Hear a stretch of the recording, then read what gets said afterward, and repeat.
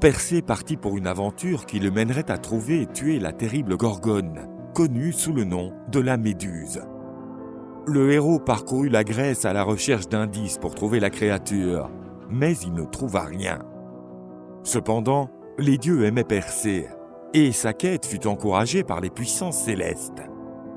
Hermès, messager des dieux, donna au jeune homme de précieux conseils.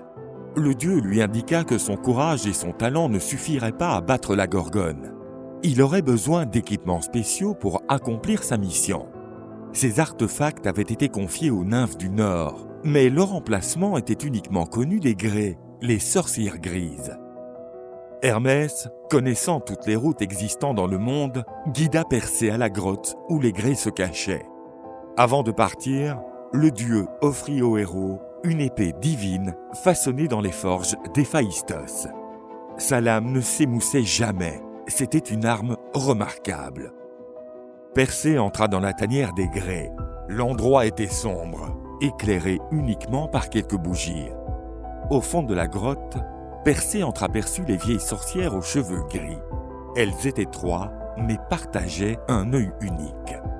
Persée savait qu'il devait obtenir de ces sorcières des indications précises sur la façon dont trouver les nymphes du Nord. Mais adopter un comportement violent ne lui serait d'aucun ressort, les 3 vieilles femmes étant immortelles. Persée, grâce à son esprit vif, décida alors de saisir une opportunité. Il se faufilerait derrière les Grées. Alors que l'une d'elles était sur le point de passer leur œil unique à la suivante, Persée leur prit des mains. Les Grées, désespérés, demandèrent à Persée de leur rendre leur œil. Il leur répondit qu'il accepterait uniquement s'il lui révélait où les nymphes se cachaient. Sinon, elles passeraient l'éternité dans l'obscurité. Puisqu'elles n'avaient pas d'autre choix que de lui obéir, les vieilles sorcières acceptèrent sa proposition et Persée leur rendit leur œil précieux. Persée se rendit alors sur les terres idylliques des Hyperboréens, là où le soleil ne se couchait jamais et où vivaient les nymphes du Nord. Elles attendaient déjà la venue du héros et l'accueillirent avec toute l'hospitalité à laquelle pouvait s'attendre un descendant de Zeus. De belles jeunes filles lui donnèrent les objets nécessaires à sa mission. Les nymphes chaussèrent le jeune homme à l'aide de sandales ailées, similaires à celles d'Hermès. Elles lui rétribuèrent le casque sacré procuré par Hadès, lui donnant le pouvoir d'être invisible.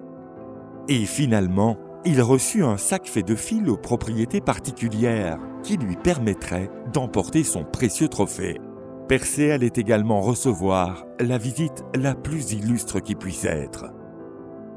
La superbe déesse Athéna, demi-sœur de notre héros et fille préférée de Zeus, lui fut d'une grande aide. Elle offrit à son frère un magnifique bouclier, l'égide sacrée ayant autrefois appartenu à Zeus.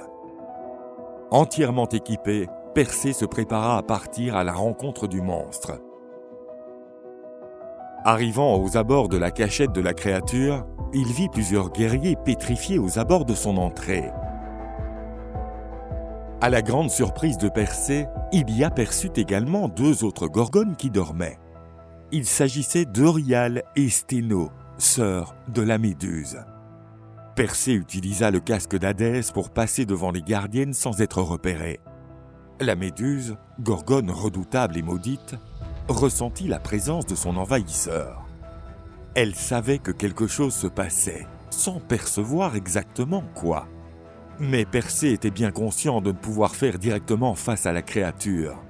Sinon, il rejoindrait la vaste collection de statues de la Méduse. Persée avançait avec précaution.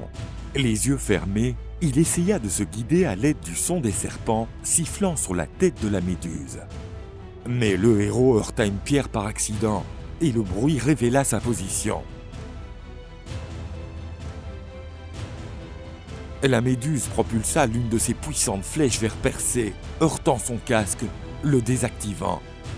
Persée était ainsi devenu une cible facile pour la Méduse, qui tira une autre flèche. Grâce à ses réflexes extraordinaires, Persée la bloqua à l'aide de son bouclier. C'est là qu'il vit son propre reflet dans la face intérieure de son bouclier. Comme touché par la sagesse d'Athéna, Persée conçut une nouvelle stratégie pour combattre le monstre. Il courut et se tapit derrière la colonne la plus proche. Grâce au reflet du bouclier, il pouvait voir la créature se rapprocher de derrière. Persée resta calme, patientant que la créature arrive exactement là où il avait besoin qu'elle soit. D'un mouvement parfait, Persée réussit à frapper précisément le cou de la méduse, séparant sa tête de son corps. La créature mourut sur le coup, et Persée avait ainsi réussi une quête qui semblait auparavant impossible. Le héros conserva la tête de la Gorgone dans le sac spécialement prévu à cet effet qu'il avait reçu des nymphes. Mais à la grande surprise du jeune homme, le sang coulant du corps de la Gorgone donna naissance à 2 créatures. Vinrent au monde Chrysaor, géant à l'épée dorée, ainsi qu'un beau cheval ailé. Il s'agissait de la progéniture issue de la relation entre Poséidon et la Méduse. Utilisant ses sandales ailées, Persée s'éleva dans les cieux et rentra chez lui. Mais sur son chemin, il rencontrerait encore des événements inattendus.